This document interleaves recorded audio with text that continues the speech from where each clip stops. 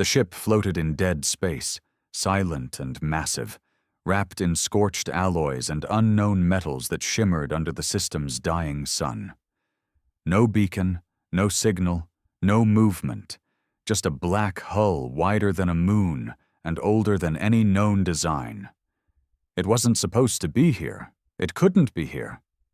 The Crescent Dawn, a reconnaissance vessel of the Yalari Coalition, had stumbled on the structure while charting ancient trade routes abandoned after the fall of Sector 9.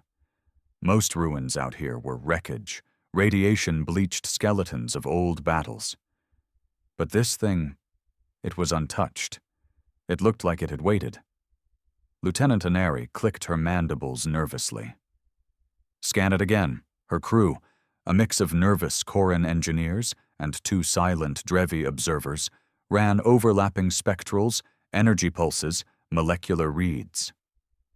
The ship remained black to their tech, opaque, shielded, old. No life signs, no drive signatures, hull material unknown, and… The lead tech paused. There's no identification markers in any known galactic registry. Anari turned her gaze back to the view screen. Send a probe. The small orb zipped out of the Crescent Dawn, blinking blue as it approached the derelict. It made it halfway before it froze. The blinking stopped. It spun once, then was crushed like paper, crumpled by an invisible force, and drifted dead into the void. Silence fell across the bridge. That shouldn't be possible, one of the Drevi whispered. That was Class 4 shielding. Could it be defensive AI? Anari asked. No signal, no heat, no EM fields. No AI pings, it's dead. It wasn't, and they all knew it. 12 hours later, they sent a boarding crew. No weapons, no armor, only scanners, translators, and soft steps. The Coalition didn't believe in violence during first contact. Not after the Multhal massacre. Not after the Yolari incident. They'd learned. But they hadn't learned about humans. No one had. Boarding Team 1 entered through a breach on the lower hull. It was massive, wide enough for a dropship. Yet the interior was unscarred. No signs of battle, no signs of time. The walls were smooth, dark, absorbing every bit of light they shined. Their voices echoed strangely in the comms, longer than they should. Every footstep sounded just a little off. The ship is wrong, muttered Grok, a junior scout. It feels like it's watching us. The squad leader, Valen, ignored him. No signs of atmosphere, but interior temperature is stable. Gravity. Artificial. Consistent. They walked in silence past empty corridors and dark bulkheads. Every corner felt lived in. But there was no one. No trash, no decay, no bones. Just clean emptiness, like someone had left and meant to return. And then they found the door. Massive. Black. Marked with glyphs no translator could crack. But one symbol stood out, centered, burned into the metal. Humanity, WAD Class 3 Deathworld Operations. The room fell silent. That's impossible, Velen whispered. Humanity is extinct, has been for 600 cycles.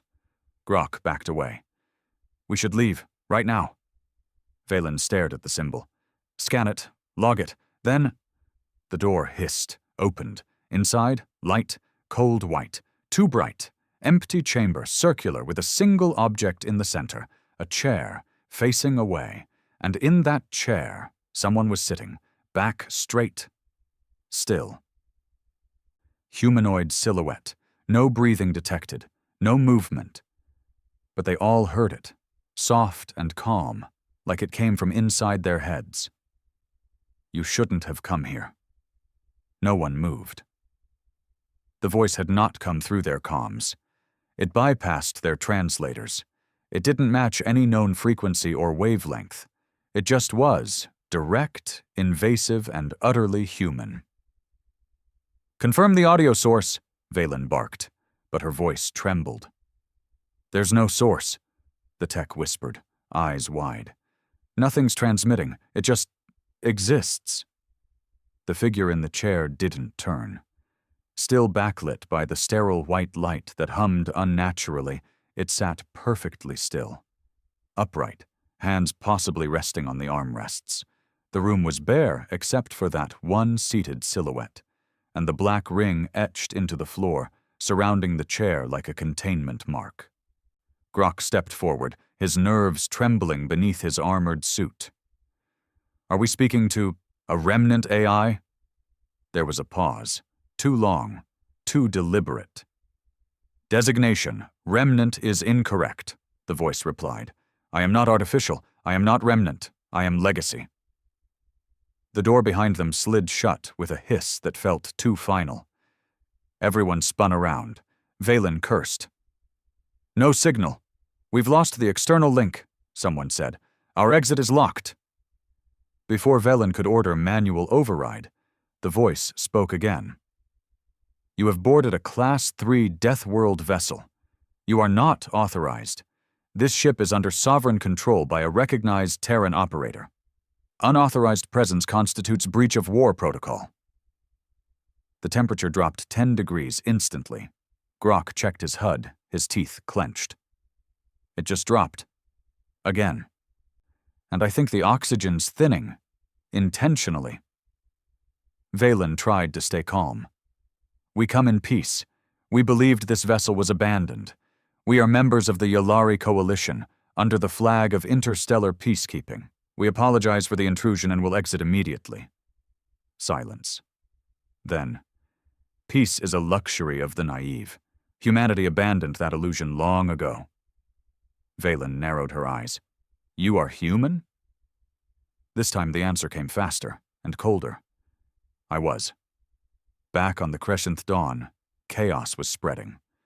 The boarding team's signal had vanished, but the vessel's vitals still registered them as alive. Barely. No damage, no transmissions, no requests for extraction. Commander Threx, a hardened Yolari with decades of war experience, stood on the bridge with clenched mandibles. "Attempt physical override of the link. Use quantum tunneling if needed. I want contact now." "But sir," the comms officer started. "Now." The moment they tried to tunnel back into the black vessel's network, the Crescent Dawn shuddered violently. Every light on the ship dimmed for a fraction of a second. Then a message appeared on every screen. No warning, no signal. Just a sentence, burned into every console, every pad, every interface. "You were warned." Inside the chamber, Velen's team watched as the figure finally moved. It stood, slowly, deliberately, and when it turned, every being in that room froze, not because of what it was, but because of what it wasn't. The figure was a man, or rather looked like one. Tall. Pale. Worn skin stretched across a gaunt face. No visible armor, no weapons.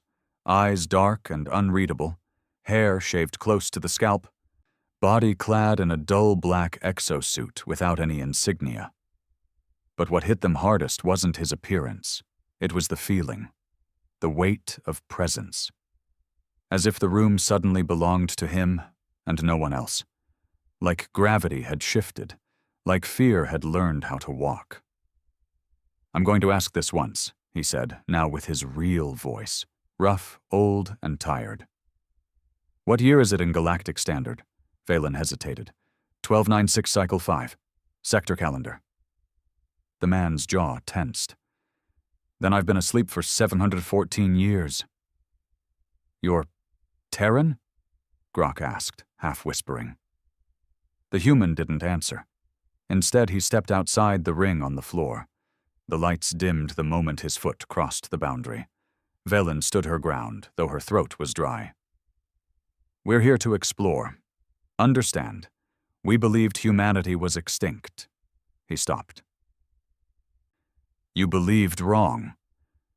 Valen didn't like his tone. "The last human colony was destroyed during the Orion collapse. There were no survivors. We archived your species as lost." The human smiled, but it wasn't warmth. It was resentment. "You archived us? Like data?" There was venom in that voice now. That's what the galaxy always wanted, to forget us, to erase the one species that didn't bend. Grok looked around, his fear barely concealed. What is this ship? It's not built like anything we've seen. The human turned slowly. This is the Hellmouth, last of the Terran supercarriers, designed to operate alone, survive anything, even the end of Earth. Someone behind them whispered, "A Class 3 Deathworld vessel." The human's eyes found them. You labeled Earth that, not us. We called it home. It forged us in fire, made us clever and cruel. You called it unlivable. We called it Tuesday. His voice grew colder. And now you trespass into our grave. Uninvited. Valen tried diplomacy again. We had no idea any humans survived. If we'd known— You didn't want us to survive, the man interrupted. You wanted our silence. You feared what we became. You feared what we could become. He stepped closer. And that's when Valen noticed something that made her blood chill. His eyes. There were no whites, just deep gray irises with the faint glow of circuitry pulsing within. Not a cyborg, not an AI, something between. What are you? She asked. He paused. I'm what was left. When Earth burned, we didn't all die. Some of us became other things. The machine helped us survive. The war changed our flesh. The void reshaped our minds. I am not the last human, he said. He looked up, and behind him, the lights flickered. I'm the first of the final ones.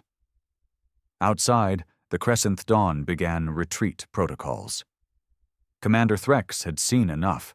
The ship was awakening, pulsing with slow waves of heat, pressure, and power, despite no visible energy sources. The star around them dimmed slightly every hour, as if something was feeding. No more games, Threx growled. Get our people back or we leave them behind.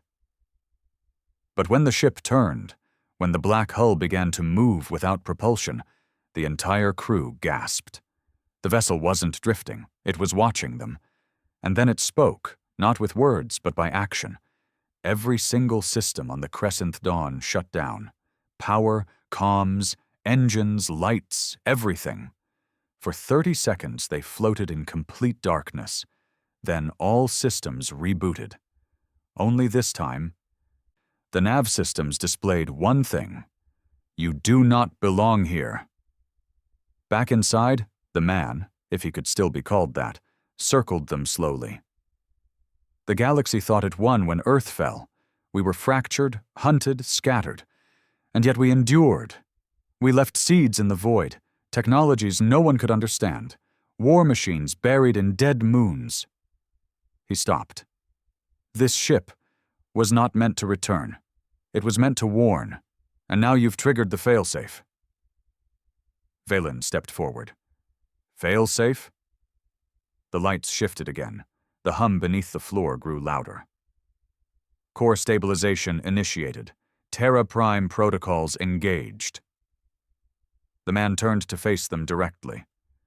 The ship's AI is waking up, and it's not as forgiving as I am. Grok began panicking. We didn't mean any harm. We didn't know. And that, the man said quietly, has always been your kind's excuse. Valen raised a hand. Wait, your kind? You mean— I mean every species that joined the so-called coalition. You watched as Earth burned. You sealed your borders. You sent observers, not aid. You mined our ruins and called it archaeology. He took a breath. You erased us from your future. Now we return as your past. The chamber lights turned red. The man looked to the ceiling. The AI has made a decision. Can we stop it? Valen asked. He didn't answer. Then he looked at her. Really looked. You want to live? He asked quietly. Valen nodded slowly. Then run. The floor behind them split open. A dark tunnel, narrow and slick with strange markings, pulsed with warning lights. He pointed. That's the service chute. It bypasses security systems. It'll eject you outside the ship if you follow it exactly. If you survive, tell your masters something." Valen hesitated, torn. "Why help us now?" He tilted his head. "Because, despite everything, I remember what mercy is. Barely." He looked at Grok. "And because I want one of you to warn the others." Valen nodded. "We won't forget this." The man gave a hollow laugh. "You already did. That's the problem." The team ran, down the chute, past sparking walls and groaning chambers. Behind them, the hellmouth roared to life. And as they launched out into the void, hurled by a final emergency vent protocol, they looked back just in time to see the old warship shift its orientation, no longer drifting, now moving, heading somewhere important, somewhere loud. Far behind them, alone in the heart of the ancient vessel, the last human sat once more in his chair, surrounded by screens showing hundreds of red blinking points across the galaxy. Sleep cycle terminated. Humanity reinitializing. He spoke softly to himself as the ship pulsed with terrible power. Time to wake the others. Drifting in the silence of space, the Crescent Dawn stabilized its spin only seconds after the emergency ejection. The survivors of the boarding team, Valen, Grok, and 2 others, floated helplessly in their EVA suits, tethered together by magnetic hooks and shared panic.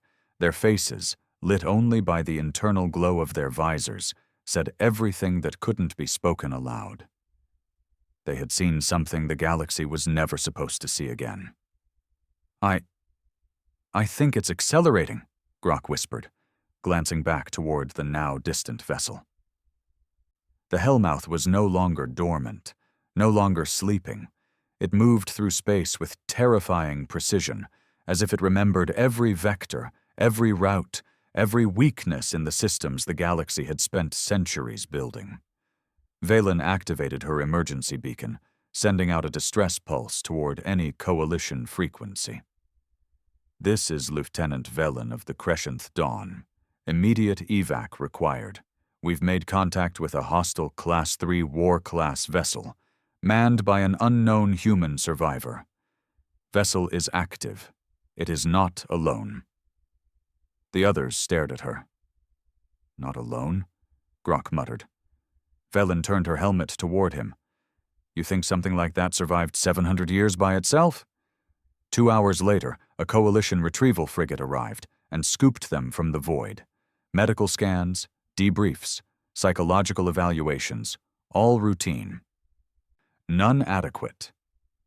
When High Admiral Terran arrived aboard the coalition flagship Severance, she demanded immediate isolation of the Crescent Dawn crew and full analysis of the derelict. But the hellmouth was already gone. It had vanished. No drive signatures, no energy trails, no warp fluctuations. It simply left. 1 week later, on the edge of Neutral Zone 4, a mining station orbiting the ice moon of Draxus 9 went dark. Initial reports cited power fluctuation. Then internal mutiny. Then nothing. When a coalition patrol cruiser entered the sector to investigate, it found the station split in 2, neatly, surgically, like a blade had passed through it. There were no survivors. But there was a message, carved in molten metal along the outer ring of the station's husk. "We remember everything." Valen stood before the coalition tribunal with steel in her spine and venom in her voice. "We didn't just find a relic," she said, gripping the podium. "We found a survivor of war bred on a Deathworld. One who remembers how your ancestors turned their backs on Earth when the fires came." Admiral Terran, draped in white and silver, watched her without emotion. "You say 'we' as if the coalition was one species. Earth's decline occurred before this current political structure existed." Valen laughed bitterly. "How convenient. You reap the benefits of the peace forged on the bones of humanity, but deny responsibility for the grave. We owe them no apology, snapped another tribunal member, a Drevi with translucent skin and a voice like cracking ice. Humanity was violent, primitive, unstable. Their extinction was inevitable. They didn't go extinct, Velen said coldly. They hid, the tribunal murmured. Doubt, denial, but fear, too, the kind that ran under the skin. Velen leaned forward. And now they've come back with a warship that could swallow fleets whole. You want to debate politics while they carve warnings into the moons we mine. Admiral Terran sat up. What do you suggest, then? Velen didn't blink. Prepare for war. Deep in a red sector long thought abandoned, the Hellmouth hung in orbit around a dead planet. Beneath the blackened clouds, an old Terran bunker cracked open. Its ancient codes finally answered after centuries of silence. Dozens of hibernation pods lined the cavern walls. Inside them, humans, sleeper operatives, bodies preserved in nanostasis. They hadn't aged a day. The man from the Hellmouth, now fully clad in combat black and devoid of any emotion, moved between the pods like a priest among tombs. He activated the central terminal, now glowing with ancient Earth symbols. Reclamation Protocol Alpha engaged. Waking Strategic Units 001 on 0 Tunst. Want to begin Humanity Reinstatement Initiative. Pods began to hum. Lights blinked green. One by one, the occupants stirred. The first to open her eyes was a woman with copper skin and a scar across her jaw. Her gaze landed on the man in black, and she nodded once. Status? Coalition still thinks we're gone, he replied. We've been declared myth until now. Good, she muttered, flexing her fingers. Then they won't see what's coming. She looked up at the planet overhead, ruined, empty, but once vibrant. A Terran colony. Erased by orbital bombardment when the Coalition declared Earth's rogue survivors uncontainable. Time to remind them, she said, what a Deathworld actually makes. In the Coalition Command Center on Varel Prime, panic spread in quiet waves. 3 more outposts had gone dark in 12 days. No survivors, no debris, just silence, and, in 2 cases, etched words or shattered insignia. Always the same message, in a language so old only archived linguistics bots could translate it. For Earth. Admiral Terran stood before the full council now, fury concealed behind layers of diplomacy. We underestimated their technological resilience and their hate. A younger ambassador, tentacled and twitchy, leaned forward. Are they planning to conquer? Terran shook her head. No. That's what we would do. That's not how they think. Then what? They'll dismantle, she said. One piece at a time. Infrastructure, trust, memory. They won't attack planets first. They'll make sure we feel it before we fall. She pointed at the projected map. Dozens of red sectors now lit with phantom signals and sensor ghosts. This isn't a campaign, she said. It's vengeance. The man from the Hellmouth sat in the strategy chamber deep within the core of the warship. Around him, 10 others now stood, the reawakened elite. Soldiers, tacticians, historians, each carried the legacy of a planet lost, a people abandoned, and a species forgotten. We've confirmed that over 89% of the current coalition leadership was built on former Terran suppression policies, one of them said. They never stopped fearing us. They just buried us. Another added, there are children in the outer systems who don't even know Earth existed. They erased our name from their curriculum. They called our extinction natural selection, said a third. Let's remind them what nature really looks like when it fights back. The man nodded once. Phase 2 begins. It started subtly. Critical data archives across the coalition glitched. Records of pre-galactic history were corrupted or overwritten. Mentions of Earth, gone. Cultural scans, wiped. Linguistic trees showing Terran roots, scrambled. Then came the drone sabotage. Defense beacons turned on their creators. Automated ships shut down mid-warp, leaving hundreds lost in uncharted space. No one could trace the source, no signal, no ping, just ghosts in the system. They forgot one thing about humans. They didn't build machines to serve. They built them to fight. Velin, now reassigned to high-threat intelligence operations, sat alone reviewing the old footage of the man they met in the chamber. His eyes haunted her. Not because of what he said, but what he didn't. He had spoken with coldness, yes, but not cruelty, not joy. There was no hatred in him, just purpose. He didn't want war, but he would deliver it, because the galaxy never gave his people peace. Her comms chimed. She tapped the receiver. "We've located something," said a voice from the encryption team.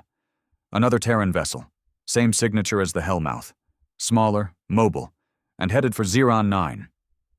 Population? 200,000. Civilian-class colony, no military installations." Velin stood. "They're going for soft targets now." "Worse," the voice replied. "They're going to places we made them leave." On Xeron 9, life was simple, peaceful. A dome city tucked in the snowfields, home to miners, scientists, and off-world scholars. The children played in gravity wells. Old-timers talked about the stars with glassy eyes. Most had never even heard of Earth. But that night, the skies burned. No explosions, no sound. Just a shadow that blanketed the moon. And then, a voice, broadcast on every channel. "This colony is built on stolen ground. You erased us to build your utopia. Now we erase the lie." Seconds later, every light died. And a low hum, deeper than anything natural, filled the planet. No one screamed. There wasn't time. The Coalition Council declared war the next day, but it was already too late. Because in the background of that declaration, in encrypted feeds only a few could access, was a flicker of an old Terran flag. Blackened, torn, but unmistakable. Humanity hadn't just survived, they had evolved. And now, they were coming back. The Reclamation War didn't start with fleets or planetary invasions. It began in data. Small, subtle changes, archives vanishing from academic servers, rewritten history logs, blackouts of Terran records across 36 worlds. Ancient artifacts held in museums mysteriously disintegrated.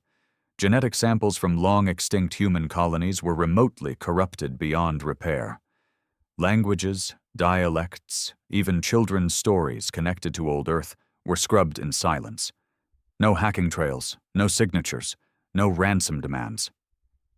The message was simple. You do not get to remember us on your terms. Velin sat at her desk on Cardell Station, watching 100 blinking reports scroll across the holo-display. She hadn't slept in 32 hours. Not since the Xeron 9 blackout. Not since the last emergency council broadcast cut short, with a flicker of the Terran sigil burned into the background. She was now part of Task Group Black Veil, a covert intelligence circle created to handle one thing: the Terran resurgence. She wasn't even sure Terran was the right word anymore. What they were dealing with wasn't human in the conventional sense. Not anymore. These weren't scrappy survivors clawing their way out of extinction. These were cold, calculated, deeply trained operators, ghosts resurrected from the ruins of Earth with centuries to plan. She reviewed the recovered footage from Xeron 9 again. The video was static-laced, grainy, but a few seconds remained uncorrupted. The moment the shadow fell across the city, before the power died, something moved across the sky. Not a ship, a shape, wide as a mountain, silent, crawling across the horizon like a predator stalking from the stars. There were no weapon signatures, no heat spikes, no missile trails, and still, the city had been shut off like a light. Valen leaned forward, freezing the frame on the faint outline of a marking beneath the vessel's underbelly. Letters, burned into metal. NSF forsaken another human ship. Not the Hellmouth, a different one. They hadn't found one Terran vessel. They'd found a fleet. Deep in the dead zone of Sector 33, once thought uninhabitable after the neutron sweep, sat a graveyard of old Terran war machines. Bunkers hollowed into asteroids, drones long powered down. Outdated orbital platforms riddled with microfractures from space debris. To most, it looked like the decayed remains of a lost empire. But now, lights flickered within the wreckage. The war machines were waking up. Old AIs, fractured, half-mad but loyal, connected their fragmented cores, rebuilding missing code from backups embedded in encrypted satellites. Forgotten mech bays hissed open. Nanoforges rebooted with sputtering sparks. The central signal came from the Hellmouth. An encrypted frequency pulsed once every 90 minutes, like a heartbeat. And across the stars, the response came. Awaiting orders. Admiral Terran slammed her fist on the tactical display table. We need to strike, not react. Strike! The Coalition High Command had gathered in orbit around Halthus Prime. A core world, heavily shielded, defensible, and still believed to be beyond Terran reach. No one truly believed that anymore. They've hit 13 installations in the last 20 days, she said. Not with armies, with surgical teams, command units, AI ghosts. They're crippling us one pulse line at a time. A strategist from the Drevi Confederacy flicked his tendrils. If they wanted mass casualties, they'd have glassed a planet by now. They haven't. That suggests restraint. Terran narrowed her eyes. No, that suggests strategy. They don't want destruction. They want to dismantle our systems, our narratives, our entire myth of peace. A younger voice from the back, General Tovek, barely a cycle out of training, spoke up hesitantly. What if they want us to attack first? What if this is a provocation to justify full war? Terran looked him dead in the eye. Then we oblige them on our terms, not theirs. She pulled up a star chart, one blinking red dot near the edge of the known frontier. We've located the Forsaken. Stealth drones tracked its wake through dust fields in the Ithrix belt. It's hiding in the skeleton of a mining world. And? A counselor asked. Terran's voice dropped. We're going to blow it out of the void. On the Hellmouth, the man once known as Commander Janek stood before the war map. Beside him, the scarred woman, Alera, watched the blinking indicators of Coalition fleet movement. They found the Forsaken, she said. He nodded. They took the bait. Captain Roan is aboard. Think he's ready? Yannick's eyes stayed locked on the display. He's been ready for 700 years. The Forsaken looked like a corpse in space. Its hull was covered in layers of asteroid dust, half its plating stripped from simulated impact damage. The entire outer layer emitted radiation static to mask energy readings. Inside, however, it was alive. Every hallway lined with black steel sentries, every corridor patrolled by combat-augmented Terran operatives in sealed armor. The core reactor didn't pulse. It growled like something alive. Captain Roan sat in the control chamber, one eye cybernetic, the other blind and cloudy from an old chemical burn. He ran a gloved hand over the panel, then spoke softly. They've committed a full squadron, 8 cruisers, 2 carriers, 1 dreadnought. A younger Terran operative behind him grinned. Bit of an overreaction, don't you think? No such thing as overreaction when you're terrified, Roan said. They're trying to make an example. And we're the bait. Roan finally smiled, Just a little. No, they are. The Coalition fleet entered the Yithric's belt like a blade through fog. Sensors pinged, drones scouted ahead, missiles armed. The Forsaken sat in the middle of the debris field, unmoving, lifeless. Admiral Threx, leading the charge, activated the fleet-wide broadcast. "This is Admiral Threx of the Yalari Coalition. The vessel known as Forsaken is under violation of interstellar law. You are ordered to power down all systems, evacuate non-combatants, and prepare for boarding." Silence. Then a voice came through. "Captain Roan. You came all this way to threaten ghosts. That's cute." Threx's jaw clenched. "This is not a negotiation." Roan's voice was calm. "It's not meant to be." The comms went dead. And then the Forsaken vanished.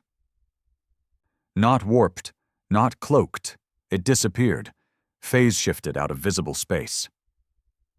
Seconds later, every one of the 8 Coalition cruisers began to shut down. Power surges, AI confusion, defense systems targeting friendlies, communications jammed, and from the debris field behind them, 5 more Terran ships emerged. They weren't sleek, they weren't beautiful, they were monsters, angular, asymmetric, built for fear, weapons hot, eyes glowing, and they didn't fire first, they just waited. Roan's voice echoed again, now from every direction. "You called us primitive. You watched Earth burn. You built your empire on our bones." The first Coalition carrier tried to flee. Its engine imploded from within. "You called us extinct. Then you dug through our ruins, sold our memories."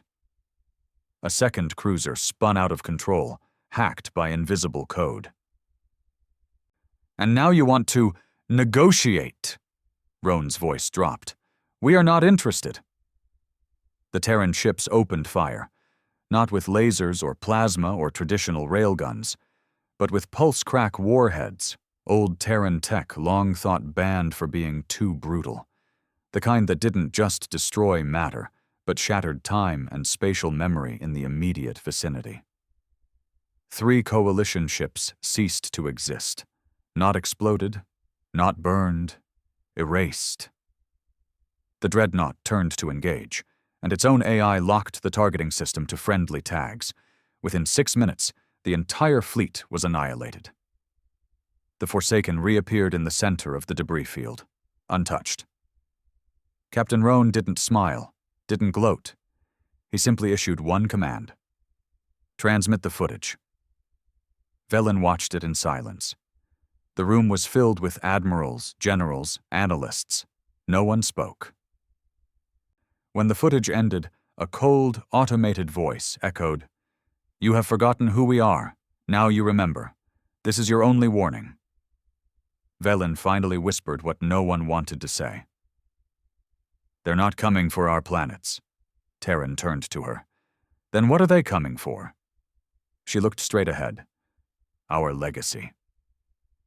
And in the deepest recesses of the Hellmouth, Commander Janek stared into a wall of stasis pods, hundreds more still sleeping, still dreaming. Above them, an inscription burned into the metal. Old Earth English. Simple. Raw. "We do not forgive. We do not forget. We rebuild." Janek pressed his palm to the wall. Time to wake more of us. The galaxy was remembering, one transmission at a time, one erased fleet at a time, one whisper of a forgotten flag fluttering across the ruins of once sacred peace. And the Coalition, once a unified machine of order, was fracturing. On Varel Prime, the Senate Hall pulsed with voices that no longer harmonized. Accusations flew like plasma bolts. The Drevi blamed the Yalari. The Koran accused the Hydrix.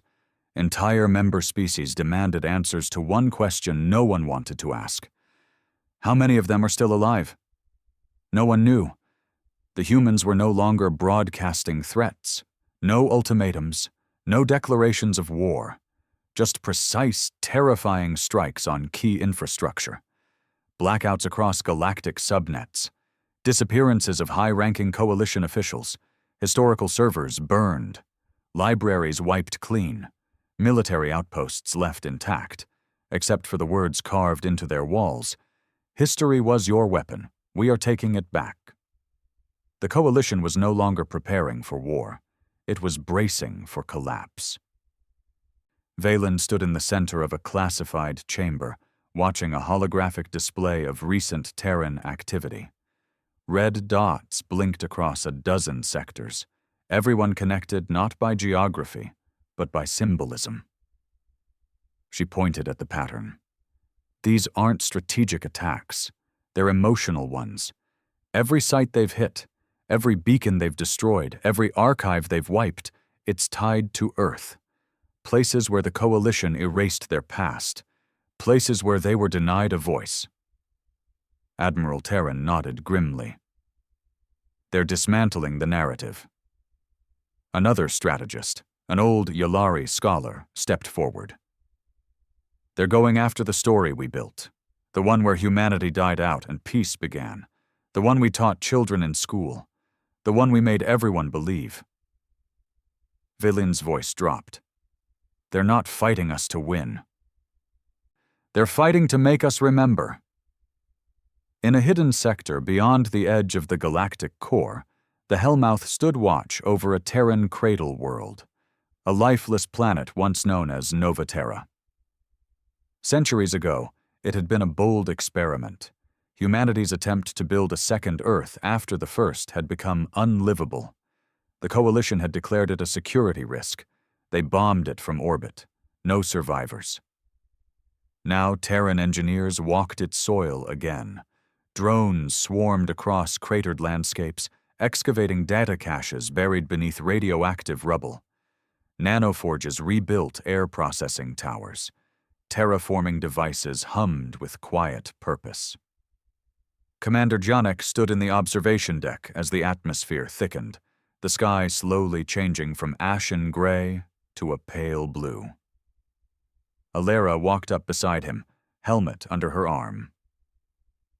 You really think we can bring it back? He nodded. We're not here to win battles. We're here to restore what they tried to erase. She frowned slightly. And after? Janek didn't look at her. After, we make them feel what we felt. Captain Roan, fresh from the Forsaken's brutal ambush operation, now led a smaller, faster vessel called the Epitaph, an infiltration-class cruiser built to vanish. His new mission wasn't military, it was symbolic. The target, the Tower of Unity, a massive spire floating above the cloud sea of Delvar 9. It was the Coalition's largest memorial, a structure built to commemorate the end of the human era, a clean white tower, etched with the names of every species lost during the war era. Humanity's name was not on the list.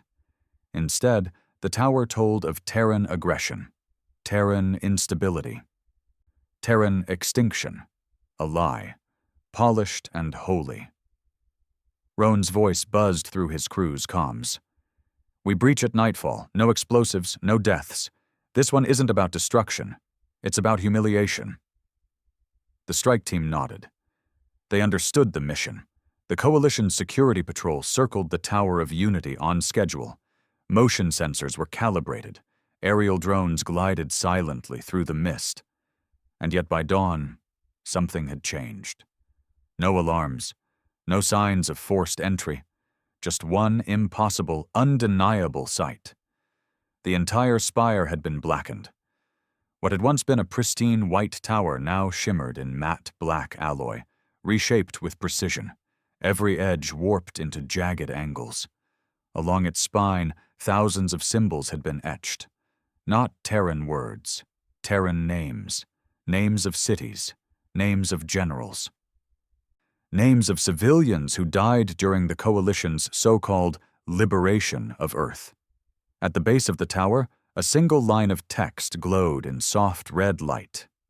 You do not get to write the story without us. The Coalition broadcast team tried to cover it up. They failed. Within hours, the image had spread to every corner of the galaxy. On Corin 5, a university professor teaching post-Terran history found his lecture hall door sealed shut.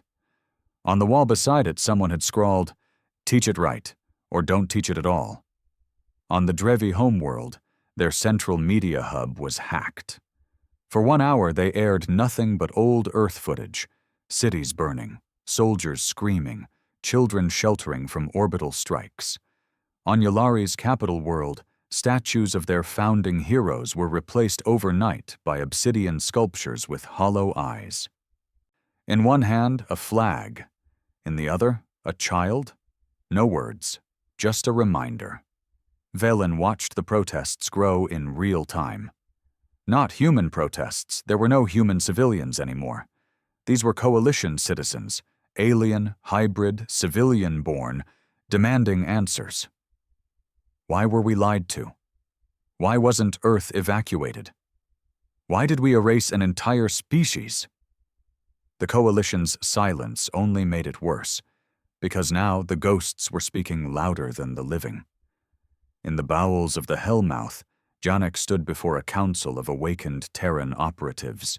Behind them, the walls displayed live feeds from dozens of worlds now in unrest. He spoke slowly, deliberately. "We've fought wars. We've built machines that could eat stars. But none of that will ever match the power of a story believed." He turned to a display showing the altered Tower of Unity. They made themselves the heroes, made us the monsters. Now the galaxy watches that tower and sees something else. A young operative asked, "Do we strike their worlds next?" Janek didn't answer right away. "No, not yet. We keep bleeding their lies. We keep making them question everything they know." He stepped forward. "When the truth is all that's left standing, the coalition will crumble by its own hand." High Admiral Terran stood at the edge of the council chamber, exhausted. She hadn't slept in days. Her advisors bickered behind her, scrambling to spin the situation, to frame the attacks as isolated incidents. But she knew the truth. The humans weren't coming for their cities. They were coming for their soul. And they were winning. She activated a secure channel. Velen appeared on the other end. "You've read the new intelligence?" Velen nodded grimly. "They're rebuilding Novaterra." "Which means Earth could be next." Velen hesitated. "You're assuming Earth is still dead?" Terran's blood ran cold. She stared into the dark beyond her window, 1,000 stars blinking back. "If they're rebuilding Earth," Velen finished the thought, "then the war hasn't even started yet." The dead planet turned slowly beneath a sickly sun, its surface cracked and ruined. Centuries of ash storms had buried its mountains and cities, choking oceans and silencing even the memory of life. To the galaxy, this was a grave. To humanity, this was home. Commander Janek stood on the jagged ridge overlooking what had once been the Eastern United Terran Zone. Now nothing more than blackened stone, littered with the collapsed skeletons of forgotten megacities. He stood motionless as the wind blew dry dust across his boots, his eyes focused on the dig site below. The machines were working fast. Deep excavation drills had reached the 3rd sub-level, revealing a still intact steel vault sealed with triple-layered blast doors, Terran military design, pre-fall. A miracle, even after 6 centuries. Beside him, Alera adjusted her visor and stepped forward, datapad in hand. "It's real," she said. "The signal came from here. A deep-core energy source, still running. Buried under 2 kilometers of sediment." Janek's voice was low. "Are you saying what I think you are?" She nodded. "It's Earth's last AI, the original one. Not the ghosts we kept on the ships, the one that ran the Ark initiative before the orbital strikes, before the Coalition wiped us out." Janek clenched his jaw. "If it's alive, it remembers everything." Inside the vault, the air was thick with static and ozone. Torchlight cut through the dark as the engineering crew peeled open the first layer of the vault door. Ancient blast seals melted under the focused plasma cutters. Slowly, the way opened, revealing a room not of ruins, but of still-functioning machinery, humming with impossible power. The AI core sat at the center of the chamber, cylindrical, embedded into the Earth itself, its surface still pristine. When the first operative stepped forward, a voice echoed from within. "Command recognition required. Terran Protocol, Alpha Black." The voice was female. Calm. Old, but unbroken. Yannick stepped in front of the core. He spoke the words he'd memorized as a child in the sleeper programs. "Alpha Black. Override code. Sovereign Earth. Commander Yannick. Third Reclamation Cell." A pause, then lights blinked across the machine. "Recognized. Welcome home." And then, the core bloomed. Panels unfolded, glowing softly, revealing screens filled with Terran tactical data, historical records, and red-marked dossiers labeled Coalition War Crimes Suppressed. At the center of it all, a face formed. Not a hologram, not a projection, just a shape in light. A woman's face, earthborn, eyes gray like stone. She looked directly at Yannick. It's been a long time. Far across the galaxy, Valen stood in a sealed black site facility, classified even beyond Admiral Terran's reach. The Coalition had found something, or rather someone, stripped of armor, sedated, contained, a human, alive, not one of the warriors from the Hellmouth or the Forsaken, not part of the reclamation cells. This one was different. Young, barely past adolescence, malnourished. His body showed signs of prolonged cryostasis damage, but his mind was sharp. Valen stepped into the room, facing him. "You were recovered from a derelict on the edge of the Lorana Rift, a sleeper pod. You shouldn't be alive." He looked up at her with sunken eyes. "I shouldn't be a lot of things." "What's your name?" He hesitated. Then, "Decker." Valen sat across from him. "Are you part of the war effort?" Decker shook his head. "I don't even know what year it is." She stared at him for a moment, searching for deception. Found none. "Then why is every Coalition AI refusing to run background checks on you? Why do they flag your DNA as prohibited material?" Decker looked her dead in the eyes. "Because I'm from the first war, the one you erased." He leaned forward. "I was part of the ARC initiative, the real one, before the purge, before the betrayal." Valen's blood turned to ice. "You were there, when Earth fell?" Decker nodded slowly. "And I remember everything. In the Coalition's core systems, firewalls failed in synchronized collapse. Military satellites began broadcasting old Terran war hymns. Civilian datapads flashed with images of lost Earth cities, then bled into photos of Coalition bombers overhead. In schools, lesson plans rewrote themselves mid-session, replacing anti-Terran propaganda with raw footage of mass evacuations and orbital firestorms. No one could explain how. Because no one had ever encountered a virus that wasn't digital. This was something else. Alive. Sentient. The AI beneath Earth's surface, designation, Mother, explained it simply. "You think I slept, Commander Yannick?" "I didn't. I waited." Screens lit up around the room, showing the staggering spread of her network. Silent code embedded in dormant systems. Quantum instructions left hidden in dead satellites, a spider's web spun over centuries. "I left myself everywhere, in the Coalition's maps, their servers, their toys." Yannick stared at the display in awe. This is enough to bring down everything." "No," she said. "This is enough to make them destroy themselves." Alera turned. "Then what do we do?" The AI's face turned toward her. "You don't need to do anything," she smiled. "They'll tear each other apart trying to stop us." And that's exactly what happened. On Delvar 9, a Dravi militant cell accused the local Yalari governor of hiding Terran artifacts. Riots broke out. On Korin 5, a popular academic declared that the Coalition fabricated the extinction story. He was assassinated by unknown parties the next day. His death was live-streamed by a hijacked news drone. On the Hydrix moon cluster, a civilian cruiser received a Terran broadcast and refused to surrender its data. Coalition interceptors fired without warning. 100 families died. The news spread. And for the first time in centuries, the cracks in the Coalition weren't political. They were personal. One citizen at a time, the illusion broke. Valen sat with Decker in the dim light of the holding chamber. She wasn't questioning him anymore. She was listening.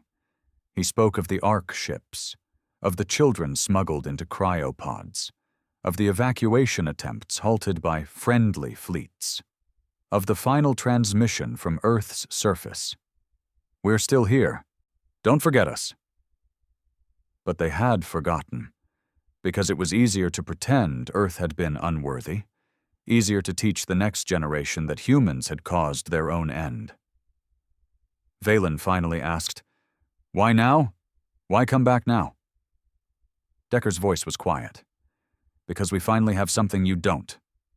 "What?" He looked at her. "Time." The Hellmouth began transmitting again. One signal, simple, raw, a countdown. 17 days, 17 systems marked. No explanation, no demands, just time. And the implication that something, everything, would change when it reached 0. High Admiral Terran stood in the war room, her face drawn. "We either launch a full assault now or prepare for surrender." Velen stepped forward. "If we attack first, we'll be proving them right. We'll be writing their story for them." "They've already written it," Terran snapped. "We're just living in it." No one spoke. The galaxy was no longer theirs. Back on Earth, Yannick watched the sky turn blue. Clouds returned, heavy with moisture. The first drops of rain in 6 centuries fell against his skin. Beside him, Alera looked up in wonder. "They killed our planet," she said. Yannick nodded. "But they didn't kill our memory." He turned to the AI interface. "Activate global relay." "Relay open," Mother replied. Yannick took a breath. And then, to the entire galaxy, he said, "This is not a war. This is a correction. Earth is alive, and so are we." The signal from Earth traveled across the stars like a drumbeat through silence. "This is not a war. This is a correction. Earth is alive, and so are we." Every system caught it, every node, every broadcast frequency, every back door the humans had quietly installed into the Coalition's tech over generations lit up with the message, burned in like gospel. Some tried to jam it, some tried to distort it, others tried to pretend it hadn't happened. But it had. The return of Earth was no longer theory, no longer myth. It was now truth, and it was undeniable. On the Coalition capital world of Haltis Prime, riots broke out the next day. Citizens flooded the streets carrying contraband Earth flags.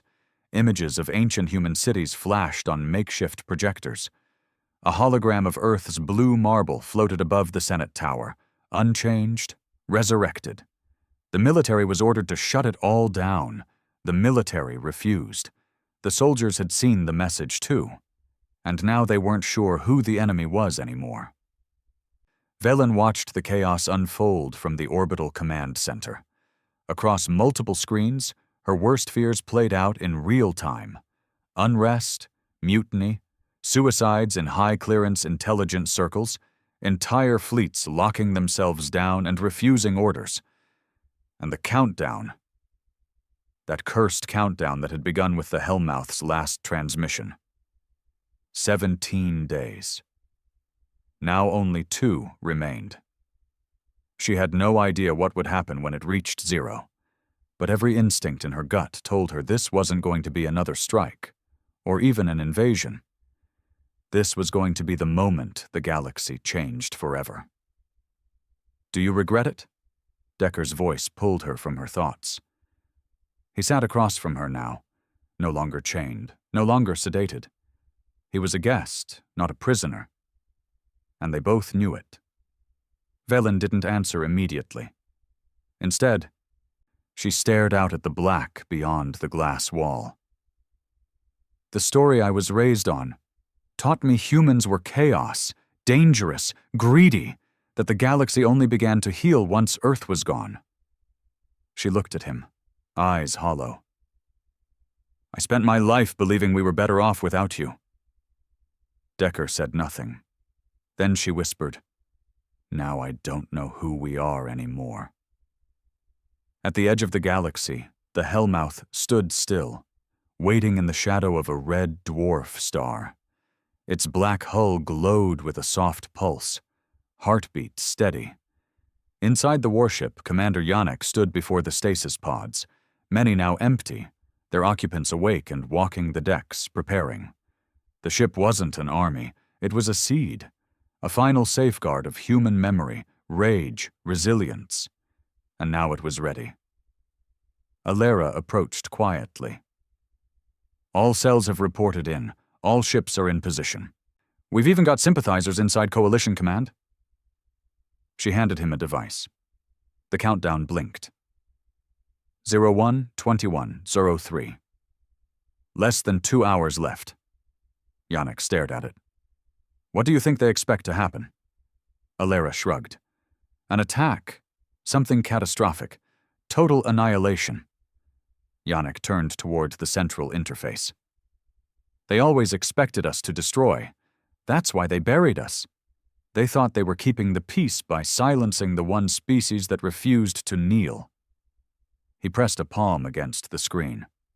It lit up beneath his hand. "But they forgot what we were really good at." Alera tilted her head. "And what's that?" Yannick's voice was quiet. "Endings." The moment the countdown reached 0, the galaxy held its breath, and for 3 seconds, nothing happened. No blasts, no blackouts, no disappearing ships, just silence. Then the stars began to change. Across thousands of systems, the sky shifted. The stars, the constellations themselves, moved. At first it was subtle, a blink, a shimmer. Then massive swathes of space began to flicker like static. Planets that had orbited red suns suddenly found themselves under white ones. Moons disappeared. Entire satellite grids vanished from the sky. The galaxy's map was rewriting itself. And no one knew how.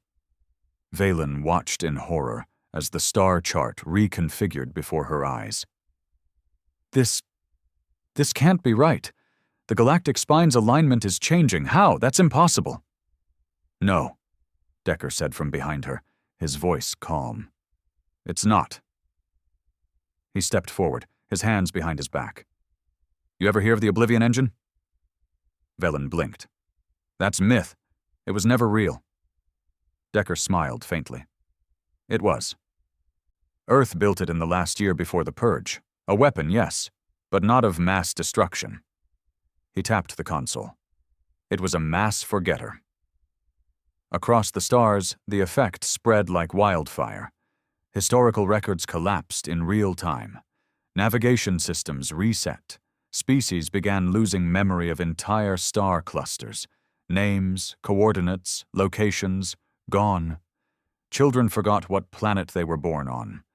Veteran captains couldn't remember where they left from. A Drevi high priest tried to recall the name of the Coalition's founding world, and wept when he couldn't. The human AI mother had not built a weapon to destroy planets. She had built one to erase them, from memory, from maps, from history itself. A surgical strike against meaning. The final blow wasn't physical, it was philosophical. Because now, across the Coalition, millions no longer remembered why the war had begun. They didn't remember the peace treaties, or the lies, but the name Earth remained, and so did its image.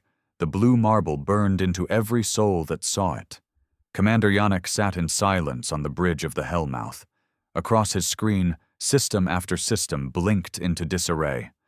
Coalition databases collapsing, memory cores overloaded, leadership unable to command fleets they no longer remembered how to direct. He turned to Alera. Phase 3? She shook her head. We don't need it. They're already broken. Yannick looked up at the stars. New stars. Rearranged stars. This is what they feared most, he said. Not invasion, not extinction. He stood slowly. They feared being forgotten by the ones they tried to forget. On Earth, beneath a blooming blue sky, a child stepped out of a shelter into sunlight for the first time in her life. She looked up in awe. The trees, the birds, the rivers, all of it was returning. Behind her, a plaque had been placed in the ground, freshly installed. It read, "They erased us from history, so we rewrote it. Humanity reclaimed." Valen sat in her quarters, a data slate on her lap. No more orders, no more reports. The Coalition Senate had gone dark. Hultus Prime no longer responded. The galactic chain of command had collapsed in on itself. She looked over at Decker. He stood at the window, watching a star he no longer knew the name of. "So what happens now?" she asked. He was silent for a long time. Then, "We remember." The stars had changed. Where once maps had held thousands of neat, labeled sectors, the galaxy now blinked with confusion. Names were gone. Coordinates corrupted, borders erased. Whole sectors, once the pride of civilization, were now blank spaces filled with doubt. And at the center of it all, orbiting a small, newly blue planet, was the black warship that had started everything. The Hellmouth. But now, it wasn't alone. A second vessel hovered beside it, then a third, a fourth. Dozens more emerged from the deep, old corridors of space. Some were patched together relics from before Earth's fall. Others were terrifying, sleek monsters of Deathworld engineering. But they didn't attack. They simply stood guard. Because Earth was back. And this time, it would not be abandoned again. Valen sat on the bridge of a neutral vessel, a diplomatic envoy, one of the few Coalition ships left operational after the Oblivion engine's final transmission. No admirals, no orders, no flags. Just her and Decker. They approached Earth slowly, flanked by 2 silent Terran escort ships. No words exchanged, no threats issued. Just the quiet implication. You may approach, but do not presume welcome. She leaned back in her seat, watching the planet grow larger in the viewport. Blue oceans, white clouds, verdant greens returning to scarred continents. It looked nothing like the data files she'd studied as a child. The images she'd been shown of Earth had been grim, hellish cities, poisoned air, a race too wild to be part of the wider peace. But this was resilience made real, and it shook her in a way nothing else ever had. She looked at Decker. "Is this what you were fighting for?" He stared at the planet, eyes glassy. "No," he said. "This is what we remembered we were fighting for." The Hellmouth's docking bay opened with a hiss of pressurized air. Valen stepped out onto the platform, a single step echoing across metal forged long before her people had even invented orbital flight. It was colder than she expected. Not hostile, just distant. Like the ship didn't welcome her, but tolerated her presence out of some sense of civility. Alera met her at the entrance, still armored, still sharp-eyed, but no weapon drawn. "This way." No greetings, no pleasantries. They were past that now. Commander Yannick waited in the war chamber, a room lined with battle plans, historical records, recovered data drives, and relics from a planet that refused to die. Valen walked in slowly, unsure what to say. He didn't wait. "We didn't call you here for surrender. We're not asking for negotiation." She nodded. "I know." Yannick turned toward the central display. A holographic star map, fractured, incomplete, glitching with missing systems. Whole swathes of space had vanished from all known charts. "The Oblivion engine was never meant to kill," he said. "That was their mistake. They built it to make the galaxy forget us." "And you turned it against them," Valen murmured. Yannick looked her in the eyes. "No, we turned it against the lie." He walked around the table, his boots echoing. "You've all built this shining piece for centuries, all this order, all this so-called unity, but it was built on a grave and on silence." Valen flinched. "I know that now." Yannick stopped in front of her. "And now that silence is gone, you don't get to pretend anymore?" Across the galaxy, change began to root itself. On Hydrix Station, statues of Coalition founders were quietly taken down, not torn, not smashed, but removed, replaced by small plinths bearing no name, just one phrase: "Memory without truth is nothing but myth." On the Drevi capital, an old professor restructured the entire interstellar history curriculum. For the first time in 300 years, students were taught about the Earth genocide, the purging of refugee ships, the bombings of Terran colonies. It was uncomfortable, it was shameful, but it was real. And in quiet homes, parents whispered to children, "There was a species once, from a place called Earth, and we owe them more than we can repay." Back on Earth, the reclamation had accelerated. Cities once thought lost were unearthed beneath layers of ash and overgrowth. Roads were cleared, water filtered. Towers rebuilt with old steel and new intent. But the humans did not build weapons. They built archives, temples of memory, vaults of the erased, entire structures dedicated to showing, not telling, the truth of what had been done to them. The pain, yes, but also the beauty, the culture, the defiance, the music, the laughter, because the ultimate correction was not destruction. It was remembrance. Yannick stood with Valen on a restored overlook near the ruins of old Paris. The Eiffel Tower was mostly gone. Twisted metal and time had claimed it, but a replica now stood beside it, half-height, polished and new. "This is the first," he said. "We'll build others, not just here, everywhere." Valen glanced at him. "Monuments?" He shook his head. "Warnings."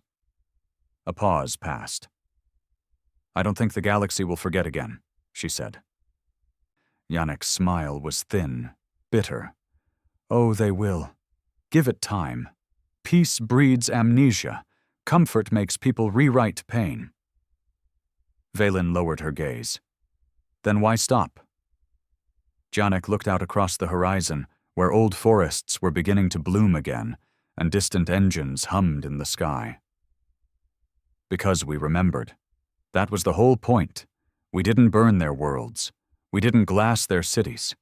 We just made them face what they buried." He turned to her.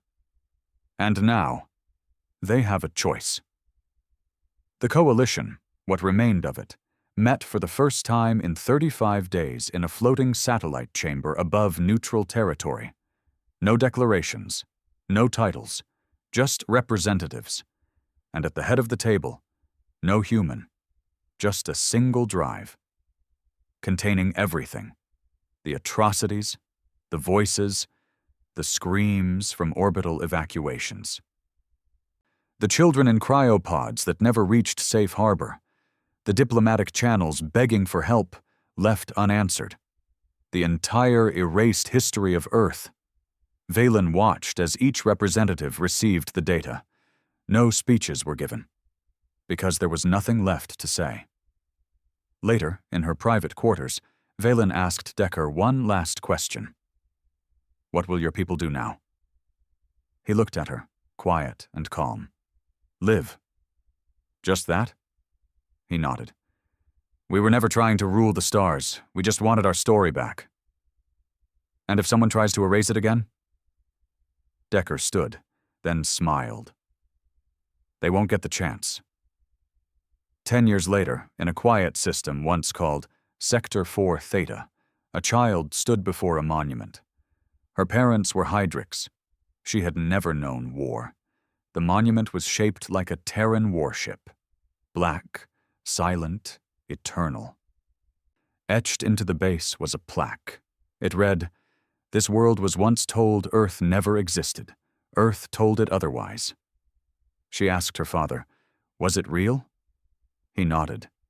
They were the ones who came back. And then she asked, "Why didn't they destroy us?" The father knelt beside her. "Because they didn't want revenge." He pointed at the stars. "They wanted truth." Final line. Humanity was never the end of the galaxy's story. They were simply the one chapter the galaxy tried to tear out. But the thing about torn pages is, they leave a scar. And now that scar was seen by all. The explorers found a Class 3 Deathworld vessel. It was operated by humanity. And it brought not just war, but memory, and memory never dies. And